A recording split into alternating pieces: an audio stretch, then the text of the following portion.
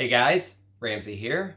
Welcome to another video. Today, I've got another multifaceted video. We're gonna do a first impression or early impression on a limited release indie fragrance that's very hard to come by apparently because it's sold out on both Lucky Scent and on Prin Lomros's website, which is prinlomros.com. He's the perfumer. The brand is actually called Prin. And this is called, what is this called? Onthamara.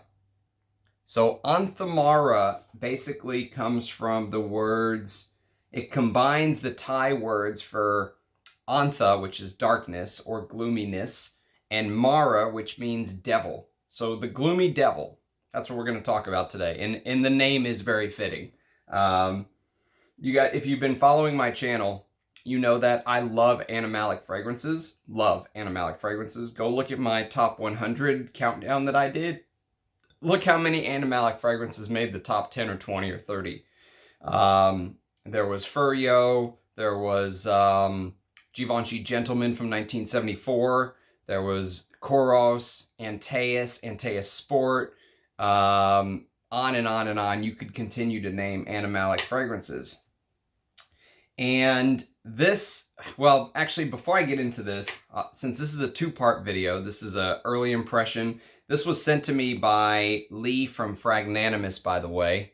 He deserves a shout out. There's his website, fragnanimous.com. I've purchased lots of these niche indie brands, Bortnikov, Aries Ladore, Prin Lomros, the guy up in Canada who I can never remember his name.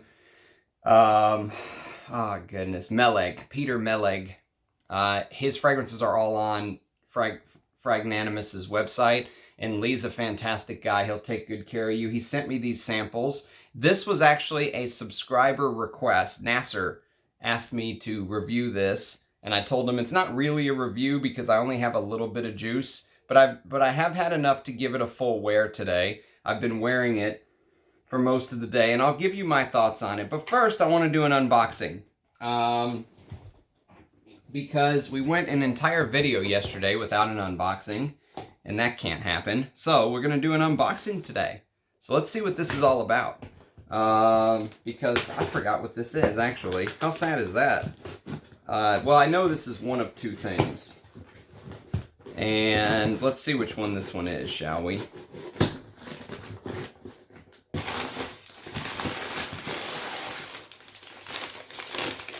Okay, here we go. Aha! Well, it's one of the two, all right. The other one's taking forever to get here. But if you guys have been following mine and Rich Mitch's channel, you know that Rich Mitch recently did a highlight on 4 vintage fragrances from the house of Etro. And that all came about because I was waxing lyrically about one of their fragrances, which is called Goma, Etro Goma, which I think is the Italian word for rubber or something like that. Goma is their version of a leather. Rich Mitch says it's very close to Nizza 10. And I agree to some extent. It definitely is, but I even like Goma better, at least than my modern bottle of Nizza 10. Maybe if I had a vintage of Nizza 10, I would like that more. I hear the vintages are superior, but I've never smelled them, so I can't speak. I can't speak about the topic. But I can tell you, Goma I think it made in my top 30 fragrances. It's one of my favorite leathers. It's one of my favorite leather discoveries of recent years, let's say. And so this house, I was really smitten with this house. And I had a chance to buy a vintage bottle. The old versions of Etros came in eau de colognes. And so you can see this is an eau de cologne of Ambre. So let's see what Ambre is all about. I think this is a 1989 release when the brand first came out. So it's now an eau de toilette, is where you can still buy this fragrance, but you can no longer buy it in the eau de cologne concentration. I've never smelled the eau de toilette, so when I had a chance to buy the vintage eau de cologne version, I leapt at the opportunity because they are so rare, and I got it for a fantastic price. So I'm even thinking about backing up Goma because I love it so much. This is Ambre, the scent of balsam floating up the Danube, of Venetian tapestries, of Babylonian sensuality, oriental, feminine by literary tradition, does not really make a distinction between the sexes. Body and hair shampoo and Le Parfum offer the seduction of perfume during the ritual of the bath. Okay. Wow. Okay. A little powdery. This is the bottle. Very clean, classic. I like it. The first versions that Rich Mitch had, the first versions were Splash 125 ml. So this is the first reformulations. Then they discontinued the eau de cologne altogether of Goma and Ambre and a couple of the eau de colognes, and they re-offered them in eau de parfum, or eau de toilette, I'm sorry. So this is bergamot, coriander, labdanum with amber, rose, geranium, styrax, apopanax, and then musk, vanilla, and patchouli. So interesting stuff. This is a house that I think is very underrated, extremely underrated. So I'm really knocking out some of the ambers that have been on my wish list. If you know that I wore this as my scent of the day, Ambre Rousse, just the other day, and I absolutely loved it. Ambre Rousse was like amazing amber. I was really smitten with this fragrance. And so now we have Ambre from Goma, from Etro. And so I'm knocking out some of the, I really don't have very many ambers that I think are full bottle worthy. This was a buy of opportunity. You can see these Etros are made in Italy.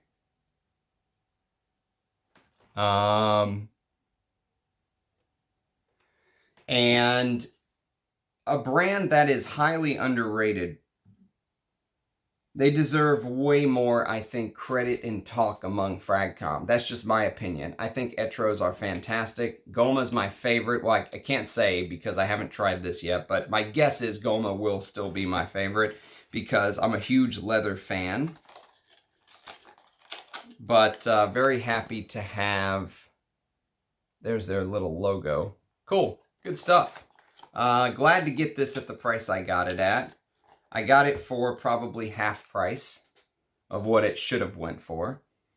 It was one of those that I made the guy kind of an offer that I didn't expect him to accept, and he did. So sometimes it works out that way.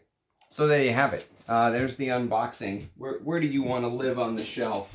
Here, you can live right here. Okay, beautiful. I'll put the box away later. All right, so let's do the first impression. I am going to do a fresh spray just because I want to remind myself of the opening, which is rough. The opening of Onthamara is, not that I need to be reminded.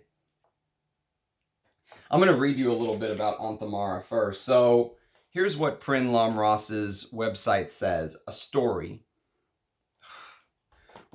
With a name that combines the Thai words for Antha, or darkness, / gloomy, and Mara, which means devil.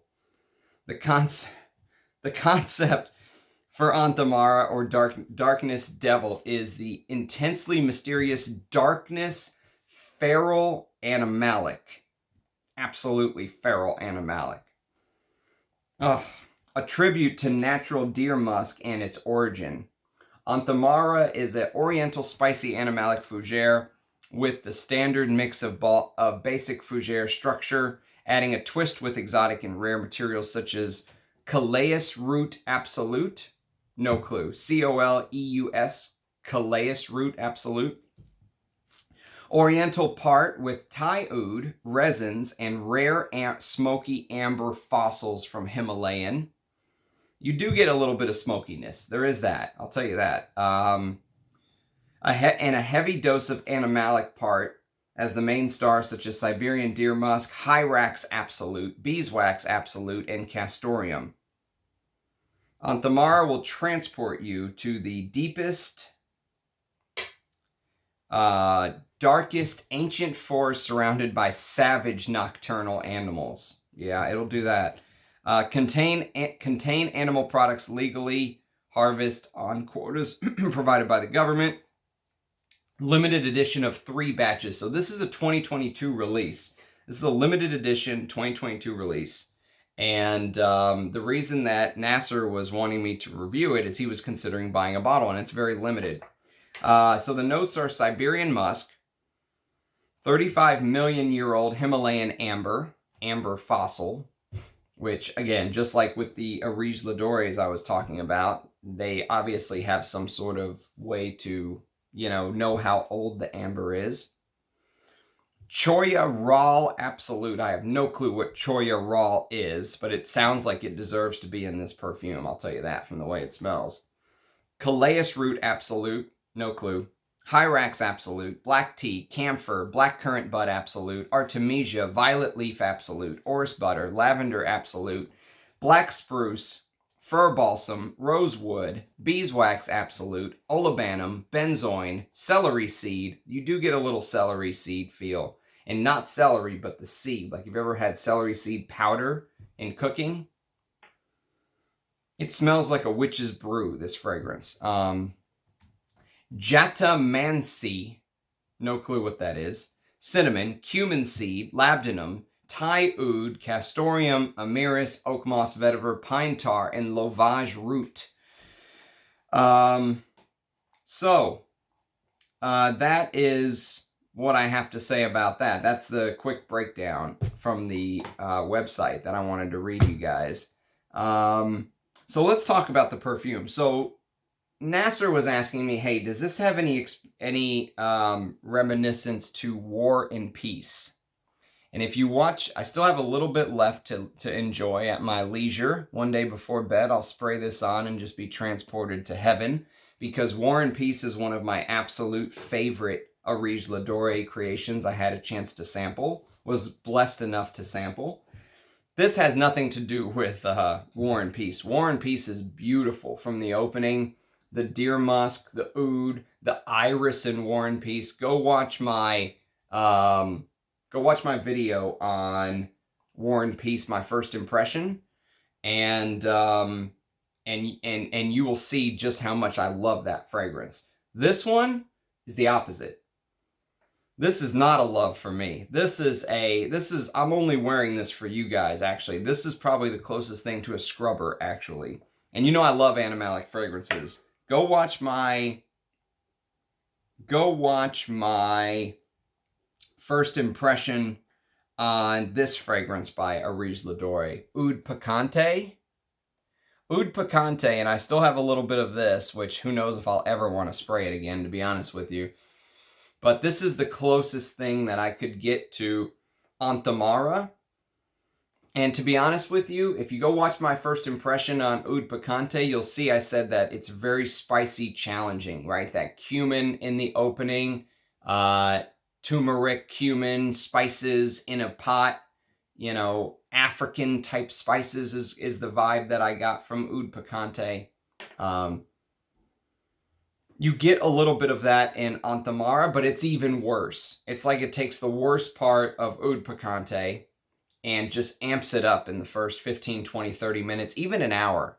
The problem that I have had wearing this fragrance today is when I start to think that some of those gloomy, dark devil notes start to dry down, and you start to get some of the notes that I'm much more interested in, like black tea, like rosewood, beeswax absolute. I want to smell some of that.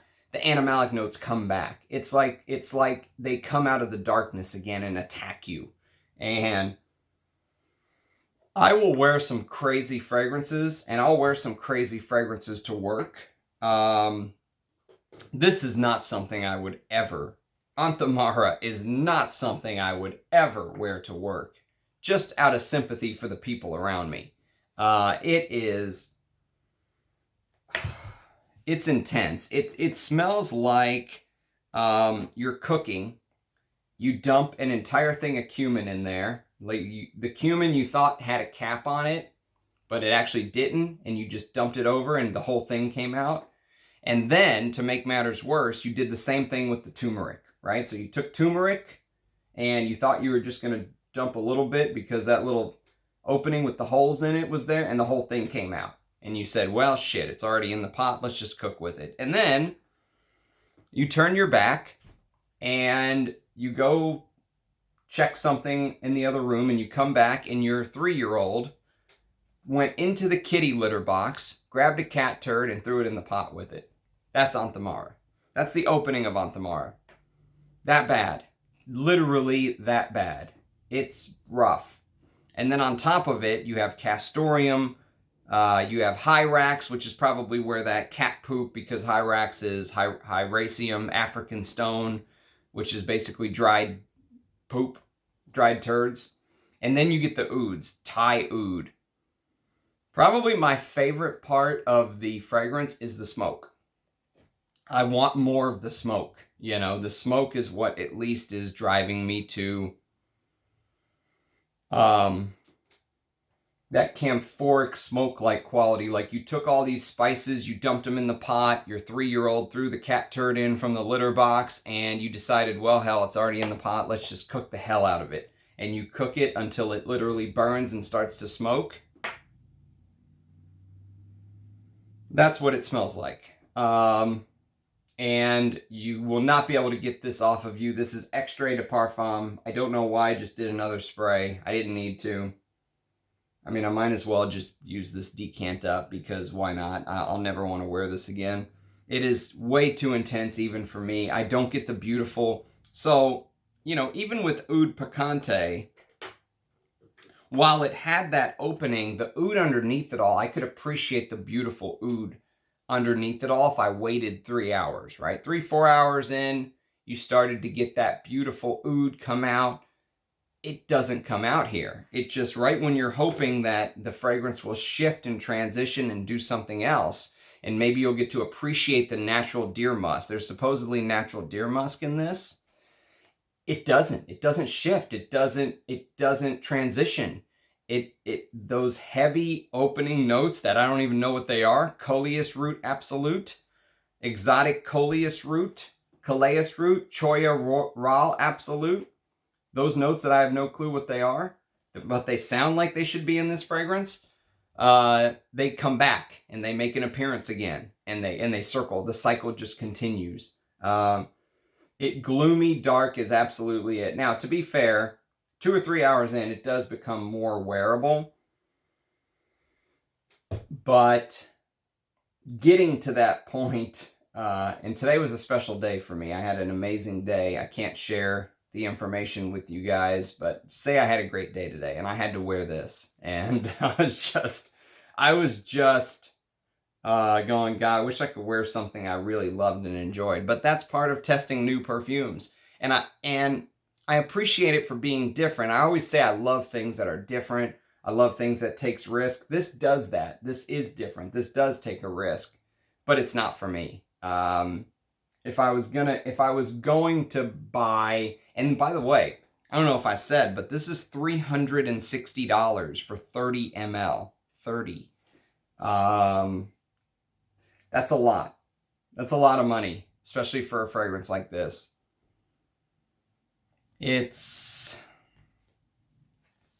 You have to be a special kind of fragrance connoisseur, which I obviously am not, to enjoy this. This is so intense, so rich, so it's overwhelming. It belongs in a museum. It's a museum piece. You don't wear this every day, especially not on 80-degree Texas days.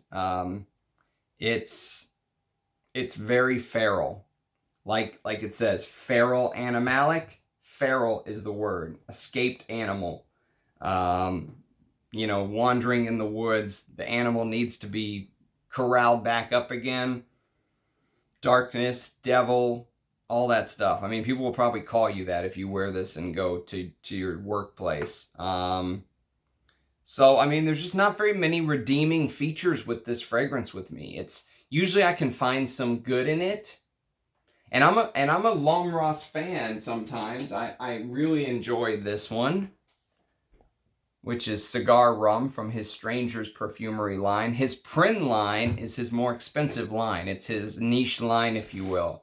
I have some others from the Prin line that I really hope to try and get to know. But this has been I don't give ratings on fragrances, but for me, this is a thumbs down. This is a no-no. There's no way I would buy a bottle of this. Absolutely not. Unless you want to smell like you literally stuck your head in a celery seed powder with turmeric powder, cumin, that kind of thing. There's very little saving grace for this, unfortunately. So, again, that's one of the advantages of my channel. Number one is I'm not bound to anyone. So, I mean, I'm not getting free bottles from Prin Lomros. I'm sure he's a great guy, but, you know, I'm not bound to say something nice about something even though I don't like it. I can give you my honest opinion. Sometimes that's hard for people to do. Sometimes people get offended by it. But for me, I mean, I have to be 100% honest with you guys. I have to be real with you guys. This is a no. This is a pass. For me. I'll try more. I'll sample the other line till I find something I like. And when I like it, I'll tell you guys how much I like it. But Onthamara, for me, is a no. It's a no. It's too much. It's you know, if you're one of the guys that just wants a beast mode scent, this is a great example of why performance and, you know, having something beast mode doesn't win the battle. You have to have the quality. You have to have the perfumer to blend it. You have to have the notes, the idea, and while this may be artistically a great idea, it just doesn't work on my skin. And it doesn't work for my nose. It is rough.